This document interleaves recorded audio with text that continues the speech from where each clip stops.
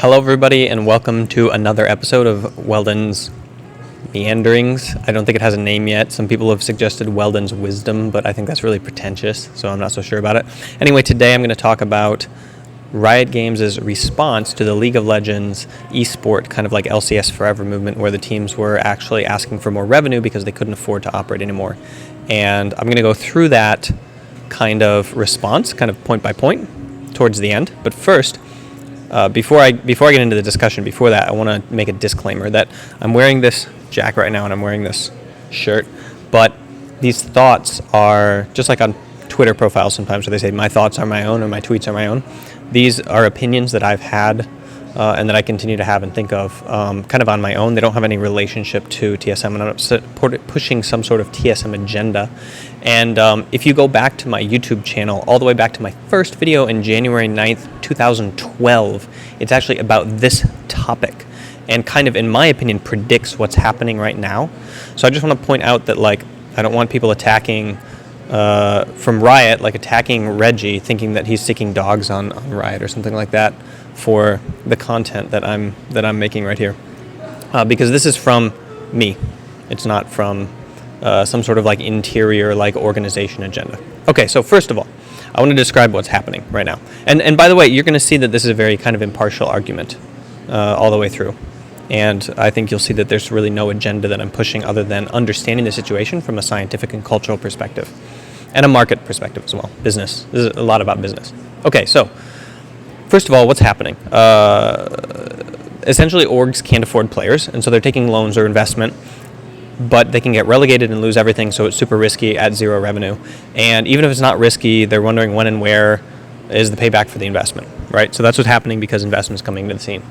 And it currently, like League of Legends currently operates as like a playground for rich people, essentially. Some people are venture capitalists, some people are like angel investors, some people are like kind of like trying to bootstrap a company. And last time I checked, like, unless there's a business model that's like 7 to 10 years out, that's like going to provide a windfall and provide some people to win with 10x like revenue, then it's not really like an investment opportunity in the traditional sense, because that's what venture capitalists are after, more or less. And the response to this kind of outcry and realization was that Riot started unlocking revenue streams a little bit, and they released a blog post a couple days ago talking about that, and that's what I'm going to go through.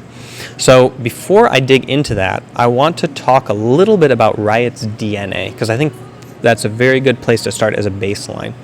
And the picture I'm going to paint is that of a benevolent dictator versus the Wild West. So if you look at something like, I don't know, some sort of society that's got like all these problems, like, I don't know, child labor and, I don't know, like teenage rape and wars, and you can't even walk, you don't have water or electricity, and you can't even walk outside and be safe. There's a lot of like philosophical argument for like the benevolent dictator who can get things done very fast and not be lockjawed or locked up in like some sort of like democratic society, but can just do stuff and build infrastructure and get it started, right? And that's a really strong argument against like the Wild West style of kind of growth, where you have a very strong like kind of competitive society, and like eventually like they'll get it together and build something, but it's really slow because of all the bureaucracy involved. So dictators in chaos is kind of the analogy that I like to use for how Riot's kind of like DNA. And when the market catches up, typically in these situations when you have like a country where they've had a dictator and then like everything's finally going well, and all of a sudden people start getting entitled and whatnot, like that's when, or like other countries like meet parity with the country that has the benevolent dictator, that's when people start complaining and things start going wrong. And this kind of like style of like overly controlling isn't, in my opinion, very rare. I think it's like a common way to run a company. And so I need to talk a little bit first about what it takes to achieve 100 million monthly active users. Okay, that doesn't happen by accident, and it doesn't happen because of your product a lot of times. So like, yes, you get your first million or 10 million users by like having a great product and having a niche market or something like that. But to get 100 million monthly active users or more, it takes, first of all, a vision, and second of all, emotional intelligence. Like, you can't physically yourself do that.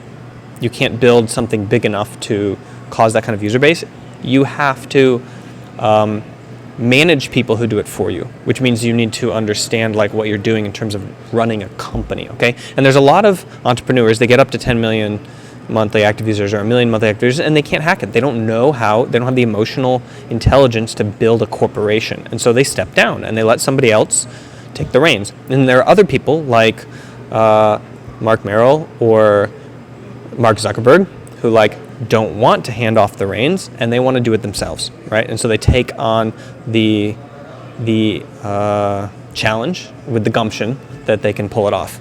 And I want to dial back time a little bit and talk about the moment like 4 years ago when Riot was undergoing growing pains. Do you guys remember that, when they were like growing faster than they could handle and they needed to hire more people and it came really slowly? So at the time when I was looking at their hiring practices and how slow they were in responding to the growth demand, it was very clear to me that their expansion style contained cultural rules. So to contrast this versus another style, there's a style of hiring where you hire purely for talent based on like resume and you use a headhunter to find it, and then you essentially like give people tasks and you fire them if they don't work out and you headhunter another one. And you promote very rarely from within because every single position is being contested kind of from within. Sure, it's open for a couple applications, but also it's being contested from without by like a lot of headhunting and like talent acquisition. And you purely take it for results. You purely take people for results and you like have this like very fast like feedback kind of style of management. Now, the way that Riot was hiring was much more based on the kind of cultural rules, which I'll make a joking meme out of it, like, do you like Jat or Monty style expansion? And that's not good or bad, it just is. It's a way to build a company, and it means that the company has a different DNA because there's different management styles and techniques that you use with these two different kinds of setups. So if you're doing like a cultural expansion, it's slower because you got to find the right people. They have to say the right things, and then you want to breed them. You kind of get them in, and then they like partake in it, and you kind of like build them up, and you might promote from within a lot more because you can rely on them and trust them, and you know that it's like cultural, right? And that's how a lot of companies operate, and also a lot of companies don't operate that way. Okay, so I want you to understand that I see Riot as that kind of company. And that means that they have a certain kind of DNA that you can expect them to execute on whenever they go into any sort of problem scenario. So let's jump to the problem. The problem is that players are being paid, so orgs can't afford to play payers because payers are being paid too much. So why do we increase pay to players? And I needed to kind of pick that apart first because I think that Riot missed something that was happening here, which I saw happening like a couple of years ago, which is that players were becoming athletes. And I saw a lot of comments after my first vlog about people complaining like, they should be happy to play, you know, they're getting paid to play, and wow, like I work this slave job and they're doing this thing and they should be happy just to be making pennies, like doing their hobby, blah, blah, blah. And I believe that that's kind of a mindset that persisted when esport players started playing esport for money, but now we have esport athletes, and I want to know if you've noticed the change that's been going on physically and maturity-wise in athletes. So it used to be that you could be like overweight or unhealthy or not eat right and be like a high-performing esport player, but now in order to be a high-performing esport athlete, I don't know if you've noticed, but there are very, very few, like I want to say like overweight people kind of like surviving nowadays. Like you look at the people who are having long careers and you notice that there's a certain kind of like endurance that you have to have, and in order to keep up with the changes in the game and the changes in the play and the changes in the training that are happening, you need to be more of an athlete and less of a player, I would say, or gamer. And likewise, if you look at the rookies that are coming and having great success, you see people that are coming out of their second or third year of university, like Biofrost, and they're doing a lot better right out of the gate than people who are coming in like out of high school, like Dardoch, for example, because they're coming in with like much higher levels of executive functioning and coping skills. And it's not that like Dardoch isn't going to reach that in 2 years, it's that like right out of the gate, this is where the playing field is now. And you cannot be on TSM if you like can't cope with a 14-hour work schedule with 4 days off over 6 months with workouts every single day.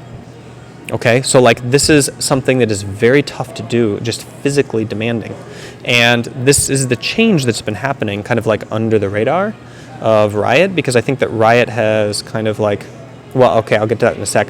I want to talk about why that's happening. And for a definition, I'm going to turn to Alan Gutman, who's a prominent sport anthropology researcher, and there's a ton of different like perspectives and theories on the theoretical frameworks on sport, but I particularly like his because he tackles why modern sport is different from all the previous sport that came along, and he explains a couple of reasons. One is secularization. So sport went from being something that was like within the religions to something that became practiced by society in a secular way, and that it bureaucratized. So that it became like very rule bound and controlled, with like having management and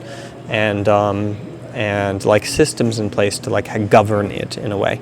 And then it became rational, so that like we had rules around the system that kind of guided it and made sure that like you could do this and you couldn't do this, kind of like became rule based, right? And then also it tried to strive for equality. So as competition normalized, it became like a fair playing field for combat, and people wanted to know that like everything was equal. So this idea that like there's cheating, and how Riot tries really hard, or how modern sport tries really hard to make it a very even playing field, like even as much as weight classes in boxing is an example of like this movement towards equality of competition.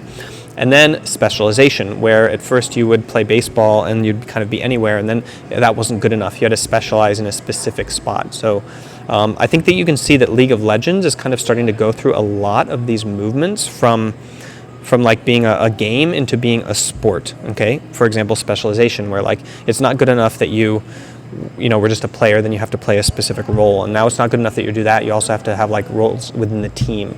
And it's going to probably specialize even more when we have, I don't know, like coaches, for special roles and things like that. And the 1, 2, 3, 4, 5th, 6th attribute is quantification. So when you start like, essentially when modern sports started quantifying things like records and scores and like yardage gains, and trying to figure out like what constitutes a good play and what constitutes a bad play. And that is currently happening like right now in League of Legends. Like I spent the entire split working with my co-coaches on like how to quantify what makes a good play and a bad play, and like making huge demands on Riot to kind of provide me the tools that I need to quantify that from my perspective, so I can get a tactical advantage. Because now we've figured out what our definitions are from a game theory perspective, and we just need the data to like pull it out. So that quantification thing is happening. And then the final one is a quest for records, where it's like, okay, now we've achieved a sport that is like secular and it's bureaucratic and rationalized and equal and specialized and quantified, and now like it's about like achieving greatness in it over and over again. Okay, so in modern sport, you get to this kind of like you fulfill all of these domains, and Gutman would argue that then you become kind of like a modern sport. And he thinks that, or I think that, along with several of the researchers who've looked into esport, that there's only one place to go from that point. Either you're going to become a sport that is countercultural, so you're not going to fill those things or all of them, and you're going to counterculture, like skateboarding, which has never really become about like this rational, equal, specialized, quantified quest for records. Or you're going to become a part of the culture, you're going to be absorbed in it, like snowboarding, which is now in the Olympics, for example, where it's kind of getting absorbed into that kind of modern sport perspective. Or you're going to take it over and completely dominate it and become the new hegemonic reality. So, for example, Formula One is currently going electric with electric Formula One, and it could be that in 50 years, we just think it's so gauche or like absurd that we would be driving around machines like death machines filled with gasoline that are like harming the environment, and burning fossil fuels. And we might think that like now electric race cars are kind of like the norm. And it could also be that we think it's absurd that you would like drive around in one of these things and like risk getting dismembered and or like burned up. And so that we pilot them like a drone would be piloted, for example. So in that case, like this kind of sport would totally take over what we define as sport nowadays and become the new hegemonic sport. So this is like something that's been happening in esport, and that people have been talking about since 2012, me, other researchers. And I think that like these are things that Riot is partaking in and kind of understanding from a very practical standpoint, and sometimes taking a step back and looking at it from like a system standpoint, but mostly from the market perspective and a little bit from like the organization or management perspective. But I don't think from the philosophical angle sometimes enough. Although maybe they're thinking about it and talking about it, and they just have never told who they've ever hired that has the kind of like qualifications to talk about that, or any discussions internally that have ever been driven on those philosophies. But anyway, the problem is that it's becoming a sport, and therefore the value is driven by the athletes, by the talent. In like a modern economy, the sport value is derived from the entertainment of the sheer excellence of the athletes, right? So it could be that at a time like there were many people who could be pros, and now it's becoming less and less because the talent level of what you must be in life as a human to accomplish professional esport is rapidly scaling up. Like I said before, you can't be like slightly overweight and like not be able to put in a 14-hour day. You can't be slightly immature and still like win a national title or a world championship. Unless you have like an amazing coach. I mean, just like in basketball, like you can't be like an immature athlete in basketball and hope to win a title unless you have like an amazing coach. Or you can like have an amazing team full of incredibly immature players, and then the coaching doesn't matter as much, and you can still win a title. So it's just like traditional sport in that sense. Okay, so one of the reasons I think Riot is out of touch with the revenue demands of this like increasing talent and the cost of this talent is because I don't think that they realize that athletes are not just like, I think Riot sees athletes more still as misbehaving kids who are late for stuff. And this is because I've worked with over 120 different athletes, esport athletes, like across League of Legends and CSGO.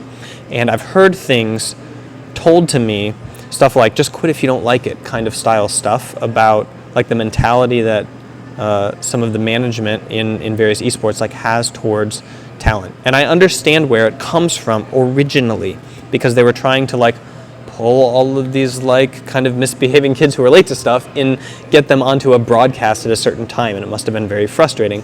And in some orgs, that's still happening, and some orgs are leveling up. So it's like a mix mash right now of this kind of like high-performing race car style orgs, and then these like kind of like, haha, we're here to play, we just got into the LCS, yay, kind of style orgs who are still kind of trying to figure things out. And I think that that's going to change a little bit over time, and I think it's slow, but I think that Riot needs to see that it's coming. Okay, and then I've had other like esport interns, and I've had other people from Riot or from Valve ask me things. For example, why don't orgs hire more mental health help or more performance coaches or whatnot? And that makes me think that they're out of touch with the revenue sources that the teams have, because I mean, if you look around, I don't think you'll see a lot of teams with 30-something performance coaches. I mean, I don't know if you know that sports psychology specialists can cost as much as $80 to $120 an hour in traditional sport. And so the idea that like that a esport org would be able to hire a full-on professional, you know, in their 30s who's really knows what they're doing is kind of a joke right now. The orgs can't afford that. And so when people from Riot ask me, oh, why aren't they hiring mental health help or performance coaches that are, you know, more mature managers, or like all of those people who would be in those careers are making way more money doing it outside of esport because orgs can't afford it yet. And so that makes me think that they're out of touch with like the revenue drive of the teams at the moment. And that's fine too. Personally, I think that Riot should provide mental health hotline for players with qualified staffing, because there's no org that can afford to provide that for their players right now. And I think that performance coaches among teams should be career starting, so kind of coming out of your university and coming into the career of performance coach or sports psychology trainer until the scene like levels up. But I promise that they will not be very good at first, so you guys are going to have to forgive them. And then I wonder, like, how come Riot gets to hire late-stage professionals and esports squads are stuck with newbies and kind of people who are just coming out of, I don't know, high school or university with partial degrees, and it's mostly because they just can't afford pure talent who are later in their career stages, because it's too risky, there's not enough pay, there's not enough benefits, it's too crazy a lifestyle because you got to put in like, I mean, if you're doing performance, you have to put in a minimum 12-hour days if you want to be a world-class athlete or coach. That's true because it's performance. If you're a violinist, if you choose a kind of life where you want to be one of the few people in the world who is able to accomplish something, that means you don't get to live a balanced life. You have to have an exceptional amount of time invested in your craft, and that means that you usually are rewarded for that. And if you're not rewarded for that, then you usually don't live that kind of life. Like bodybuilders who want to be world class still often have other jobs, and a lot of Olympic athletes do too, because their sport doesn't particularly support them in that way, and so they put in less time training it. I think the analogy I used in my last video was that USSR hammer throwers were able to train longer and harder than any other hammer throwers in history, because hammer throwing isn't a sport where you can support yourself. And so one of the reasons, besides steroids, that the records are still untouched from that era is because they were simply able to train more, being supported by the USSR. Okay, so I went over the problems and the things that I see as defining characteristics of what's happening right now, and I want to talk about the changes. And so the changes are going to be from the perspective of free range market versus octopus style, where like you have an octopus sitting in the middle of a field of food, and it's like it's pulling all of the food into himself. So the example I'll give is in the US we have a very capitalistic, market-based, state-based kind of tax system, and in Japan all the taxes flow into Tokyo and then back out to the prefectures. And so that's like, that's the octopus versus the free-range market kind of thing. So the real difference for Riot is it going to be an org focus or a player focus? Is it going to be freedom versus control in their response? And I think that their response stays true to their DNA, and I'm going to explain it from that perspective and why that DNA makes sense for what they're doing and how the other thing would work if they were that kind of company. Okay, so understand that there's not a right and a wrong here. There's just an objective analysis of what they're doing, and is it enough to solve the problem, and then is it going to solve future problems.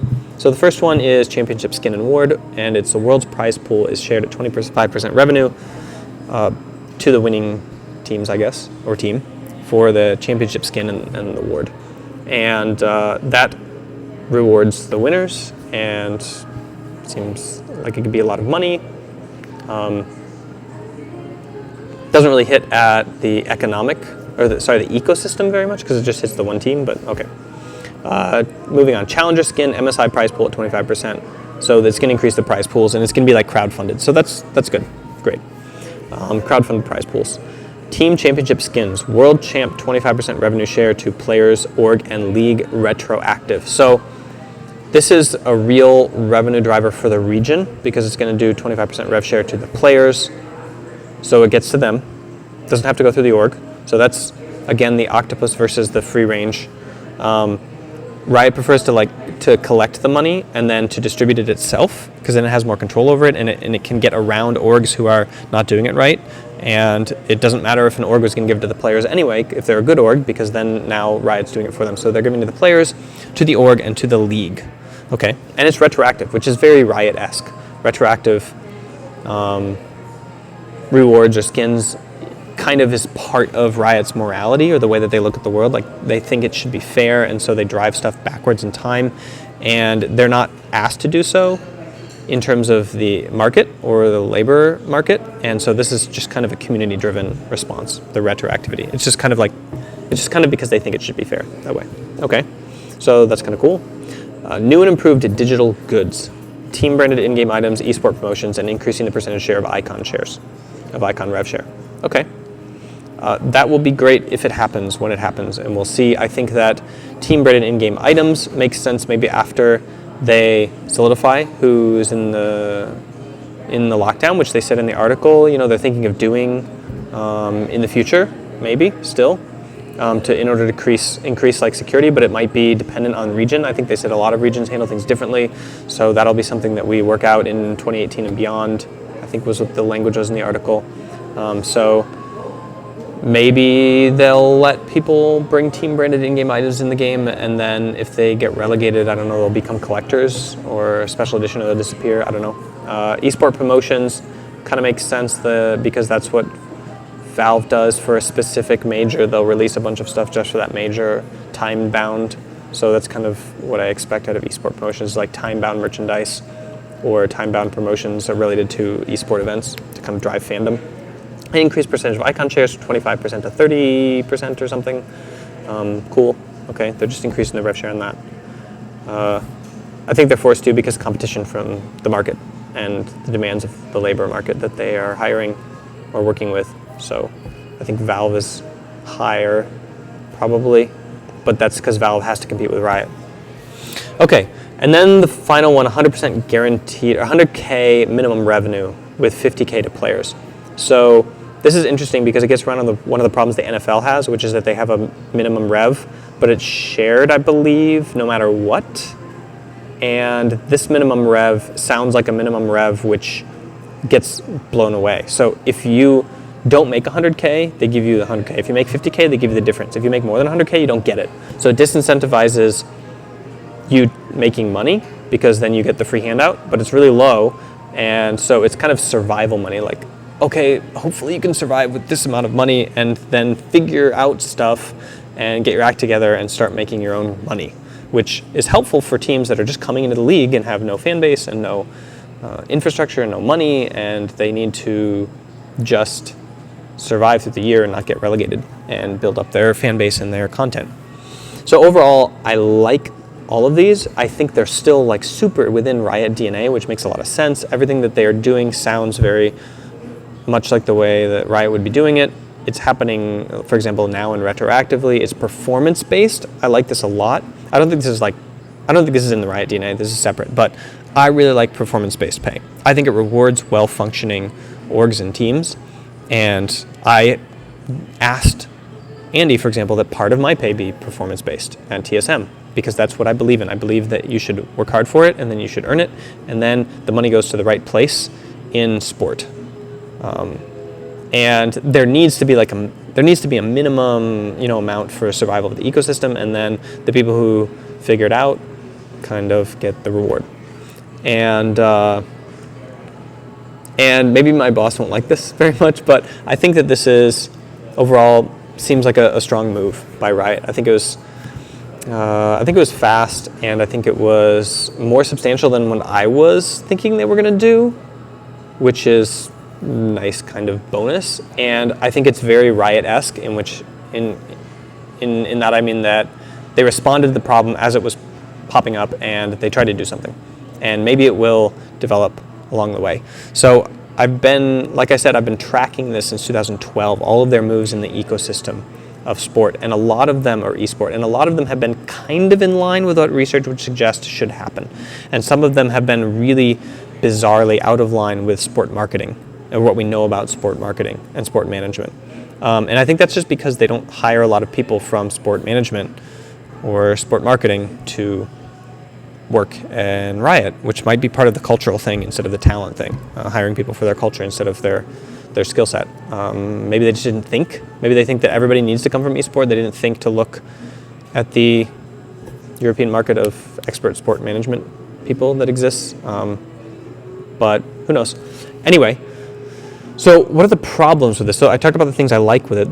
The problems I see are that I hope they expand their activation of the broadcast. They said that they were going to try to do that and that they were woefully understaffed for it. And I think that that's true, because if you look at networks, like TV networks that work out deals with sports teams or sports leagues to broadcast their leagues, it's the sports league negotiates the league sponsorships of the broadcast with the broadcasting company, because they have the connections and the marketing and the sponsorships they have all of the staff to kind of figure that out. And I think that it takes a large staff to do the selling and the activation on that. And I think that Riot was never incentivized to build that staff, and they never did. And so that's why we don't have a good activation of the broadcast.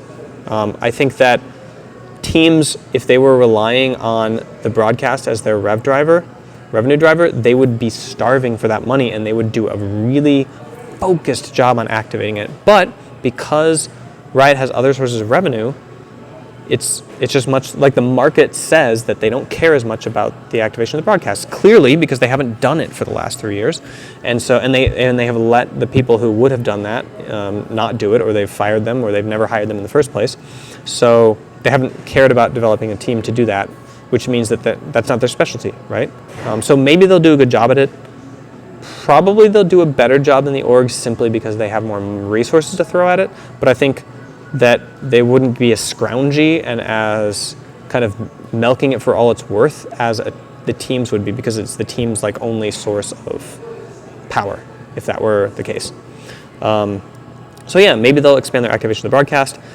I hope that one of the other problems is I hope that the talent gets grossly rewarded soon.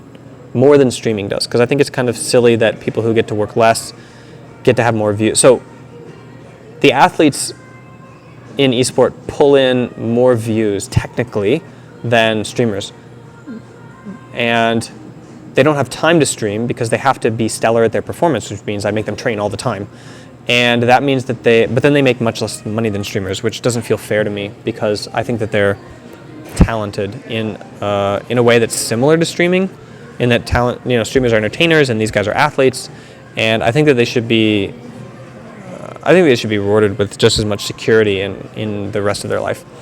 And I like the comment from Riot where they said, we're going to look into scholarships for education for pros post-retirement or whatever, because I think that's a very Riot way to handle it.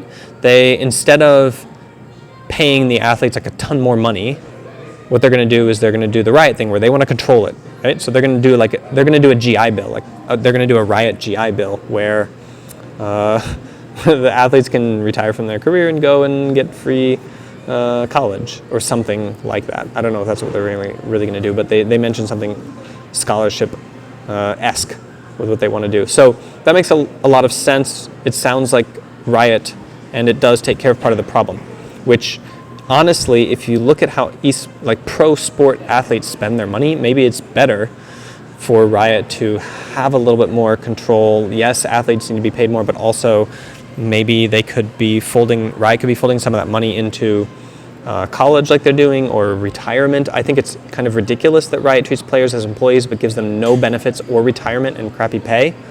So maybe they could fold some of the benefits out of the orgs, which can't afford it or can't always get their act together for it, and build that into their own offering of the league for the athletes, kind of like separating that furthermore. I don't know. Maybe they really, really, really don't want to do that because it really steps on the org's toes hard in that case. But if they're going to not give rev in that way, I don't really know, because I don't know the org to Riot politics on that maneuver, on benefits. Who knows? Okay, some of the solutions that I see for this paying them more thing, and also figuring out. So the org. Oh wait, no. I already answered all that. Oh, that's the end. Okay, that was the end of my notes. What do you guys think? And did I cut down on my use of the word like or not? I really tried, but remember that I'm filming this at 1:30 a.m. because first I had to put in my 14-hour workday and review VODs and do strategy, and then I got to work on my own little projects, and I'm exhausted.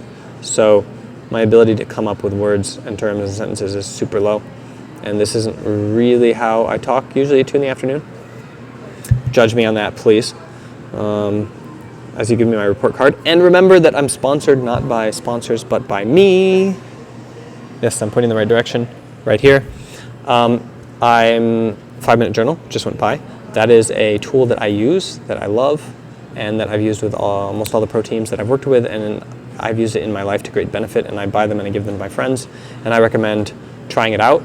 If you want to, I'm not even asking you to buy it. You can go to their website, you can find one of the JPEGs that shows what's inside, kind of accidentally, and you can just read it and you can copy it. And it's pretty much the same every page, except for the big section at the beginning which explains the science behind what they do. But it's a great tool, and I recommend it. 5 minutes a day to have a better life, and to be more focused, and to be more grateful, and to be more resilient mentally and emotionally. And if you want to support me, you can buy it from my affiliate link down below, which I asked the company, do you have an affiliate program? They said not yet. And then I asked a year later, and they said sure. And the affiliate program is basically any of the sales that you buy because of my recommendation, which I'm putting my kind of reputation on the line to recommend, they share with that because it's sales they wouldn't otherwise get. And I like that more than sponsorship, because I think sponsorship is kind of we pay and you say that we're great, which fine, whatever, that's one model.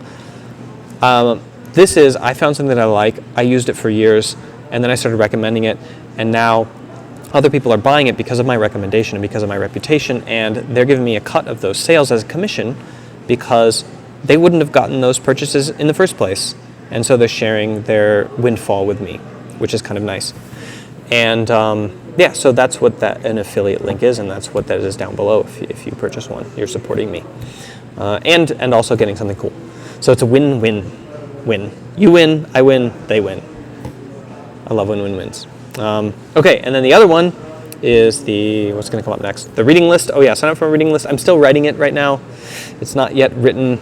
If you sign up now, you will get an email eventually, and it will take you through my reading list. And my tools. I'm going to share also all the other tools that I use. So whether that's technology, gadgets, books, or journals, things like that, I will share them on a reading list. You'll get them you'll get them sent out to you first with a list, so you can just peruse through it, and then also with summaries, so sometimes you don't even actually have to read the books. I will send them along a summary or a synopsis to you, and so you can get the key points out of it without putting in the time necessary to consume it all, because some of them are rather scientific and hard to distill. And then finally, my Mac program, which is my flagship product, which is one that I made and I've been working on since 2013, and it's in its third iteration, and it's 47 videos, one video a day, minimum of maybe 3 videos a week if you do it slowly, on my website, and you can go check it out, mindgames.gg/MAC, Mac. And it's really cheap right now because my last website crashed, and this one is I'm still working on the new design, so it doesn't look kind of great, and I lost some of the worksheets that are part of the program, but they are not essential parts of the program. They are just minor parts of the program. The most important part are the videos.